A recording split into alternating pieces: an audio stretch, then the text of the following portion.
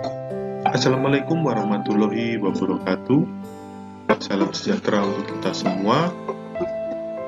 Kita bertemu lagi dalam pembelajaran IPS, yaitu tentang perubahan sosial untuk paket B atau setara SMP. Oleh sebab itu, silakan disimak dengan baik-baik. Mari kita mulai.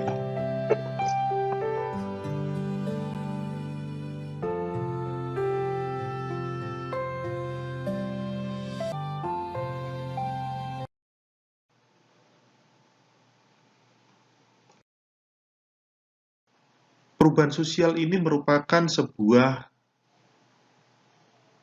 perubahan keadaan atau keadaan yang berubah dalam masyarakat. Nah, maksudnya bagaimana?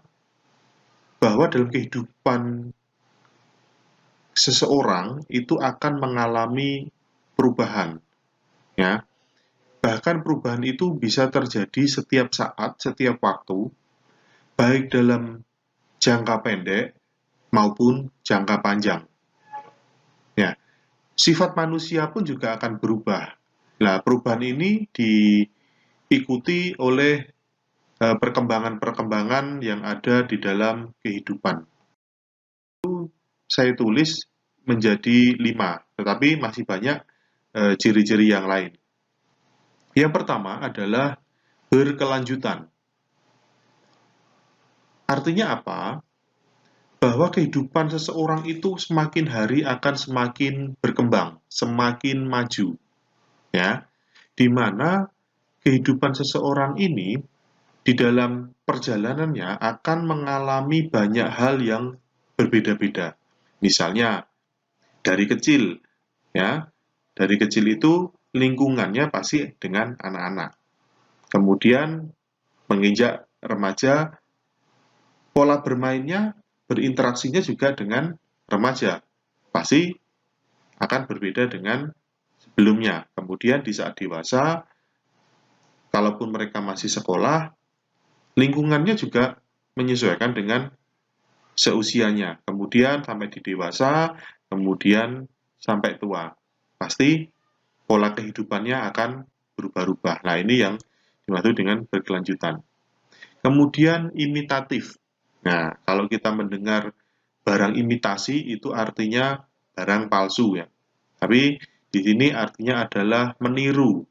Ya, ya, kalau barang palsu kan barang tiruan.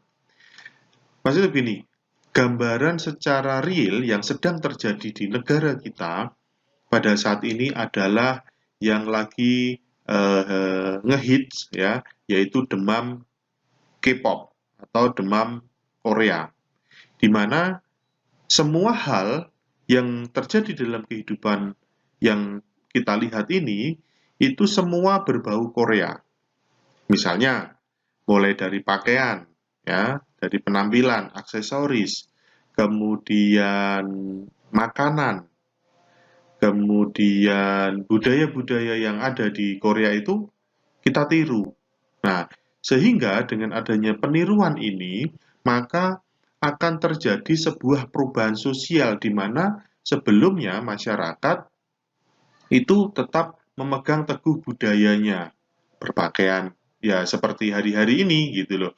Jadi ketika ada budaya-budaya asing masuk, itu akan mengubah perilaku, akan mengubah kebiasaannya. Nah, itu yang dimaksud dengan imitatif. Kemudian ada disorganisasi sementara. Nah, yang dimaksud disorganisasi sementara adalah yaitu sebuah keadaan yang kacau. Hal ini merupakan akibat dari adaptasi bagian-bagian masyarakat terhadap perubahan sosial yang terjadi. Perubahan sosial yang sifatnya cepat. Nah, yang ini yang biasanya akan menimbulkan disorganisasi yang bersifat sementara. Kemudian adanya hubungan timbal balik. Misalnya begini, hubungan antar negara. Indonesia dengan China misalnya, eh, di mana Cina itu banyak sekali eh, mengekspor barang-barang ke Indonesia, di mana Indonesia mengimpor barang dari Cina. Barang-barang yang kita gunakan ini, ya misalnya perabot rumah tangga. Nah, misalnya kalau zaman kita dulu, perabot rumah tangga bisa kita buat sendiri. Misalnya yang buat goreng itu ya apa namanya sotel, ya sotel itu bisa dibuat. Kemudian eh, ulekan ya cobek itu orang harus bikin dulu, ya kita kalaupun kita juga membeli tapi produksinya ada pengrajin yang membuat yang berbahan dari batu atau mungkin dari kayu. Ada proses produksinya. Akan tetapi dengan adanya hubungan timbal balik ini, maka kita diimpor ya barang-barang yang dari Cina itu semua siap pakai. Ya, sodelnya aja sodel dari plastik, ya kan. Kemudian alat-alat penggorengan yang begitu praktis, alat-alatnya, ya kita sudah nggak repot-repot lagi untuk membuat, sehingga semuanya serba praktis, akhirnya akan mempengaruhi pola kehidupan kita. Nah, kemudian adanya penggolongan watak. Nah, karena setiap seseorang itu kan punya pemikiran yang berbeda-beda. Nah, ini ada yang ingin berubah, ada yang pengen ini, pengen itu, dan semuanya itu tidak sama. Apa yang menjadikan faktor pendorong? Nah, di sini kita melihat bahwa gambaran perubahan sosial ini seperti ini. Saya ceritakan sedikit bahwa eh, di sini ada orang kerja bakti ya. Mungkin di desa, di kampung itu masih ada budaya kerja bakti. Namun kerja bakti ini pasti akan mengalami perubahan. Misalnya begini, dulu yang mungkin setiap minggu atau mungkin setiap bulan dilakukan kerja bakti yang datang banyak. Namun di akhir-akhir ini ya zaman semakin berkembang yang kerja bakti semakin sedikit. Nah, itu juga salah satu eh, bentuk-bentuk perubahan sosial. Kenapa? Itu bisa jadi dikarenakan kebutuhannya sudah berbeda, ya. Nah, kebutuhan orang itu kan, misalnya kalau di kampung kan, oh kebutuhannya eh, hampir sama, ya kan. Kemudian di gambar satunya adalah orang dalam keluarga ini di dalam rumah itu mereka sibuk dengan gadgetnya masing-masing. Ya, ya kan, sibuk dengan aktivitasnya. Mereka fisiknya berkumpul, tetapi pikirannya itu jalan sendiri-sendiri. Nah, ini sangat dipengaruhi oleh beberapa faktor pendorong, yaitu kontak budaya lain. Ya, seperti yang saya ceritakan tadi, adanya kontak dengan budaya negara lain misalnya, bisa jadi kontak dengan budaya daerah lain itu juga bisa. Kemudian adanya penduduk yang heterogen. Heterogen ini artinya beragam ya. Kalau homogen itu sejenis. Ya, misalnya kalau tanaman itu misalnya di sawah itu tanamannya padi, padi semua itu homogen. Tetapi ketika di sawah itu ditanami padi, kacang panjang, terus ada singkong dan lain sebagainya, itu disebut heterogen artinya bermacam-macam. Kemudian ada keinginan untuk maju. Nah, ini kecenderungan manusia itu sebenarnya ingin maju. Supaya apa? Untuk mencapai sebuah kesuksesan, ingin hidupnya jauh lebih baik, lebih layak. Contohnya begini, dulu kalau komunikasi antar daerah ya, itu biasanya dapat dilakukan dengan cara menulis surat. Ya, dengan adanya menulis surat, kita harus capek-capek dulu, kemudian kita harus menempelkan perangko, kemudian kita masih harus datang ke kantor pos untuk menyampaikan sebuah pesan. Kemudian berkembang dengan adanya Telegram. Nah, tapi bukan Telegram yang aplikasi sekarang ya. Kalau zaman dulu itu Telegram kita nulis pesan itu semacam SMS, itu kita harus datang ke kantor Telkom. Dan di situ hurufnya juga singkat-singkat sekali. Nah, di zaman sekarang kita dengan adanya ponsel itu sangat terbantukan. Jadi teknologi ini akan sangat maju. Misalnya di gambar ini seorang bapak sedang menggunakan laptop.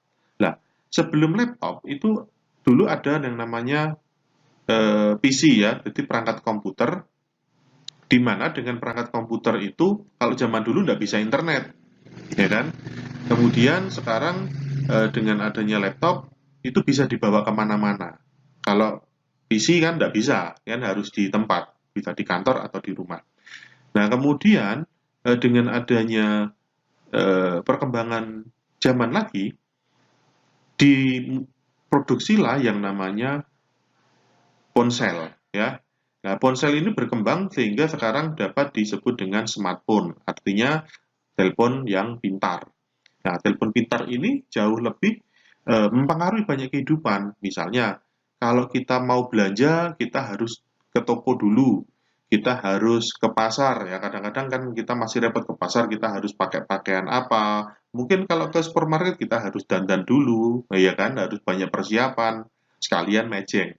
Tetapi dengan adanya gadget, cukup dengan eh, perangkat yang kecil yang ada di tangan kita, kita bisa melakukan banyak hal. Misalnya, banyak transaksi perdagangan, misalnya jual beli bisa, kita bisa mengiklan di situ, kita bisa membeli melalui platform-platform yang ada ya di toko online.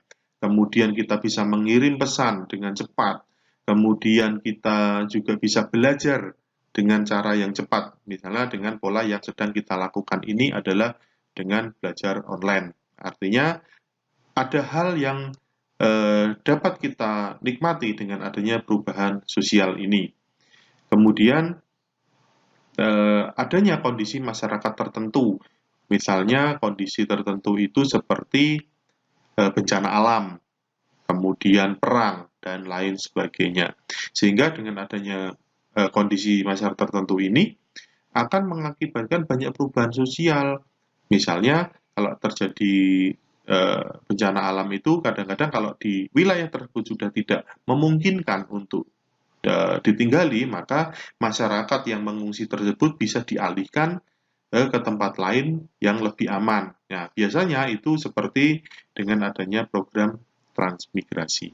Nah, sedangkan dengan adanya perubahan sosial ini, pasti ada hal-hal yang bersifat negatif dan hal-hal yang bersifat positif. Nah, oleh sebab itu, tugas untuk Anda semua adalah hal-hal apa yang menjadi kondisi negatif dan positifnya dengan adanya perubahan sosial ini. Kemudian nanti tugasnya dapat Anda tulis saja di kertas, kemudian difoto kirim ke WA saya. Baik, terima kasih. Sampai di sini materinya. Jika ada yang masih belum jelas, boleh menanyakan melalui WA saya. Dan saya akhiri. Semoga Anda tetap semangat untuk belajar dan tetaplah terus belajar. Terima kasih. Wassalamualaikum warahmatullahi wabarakatuh.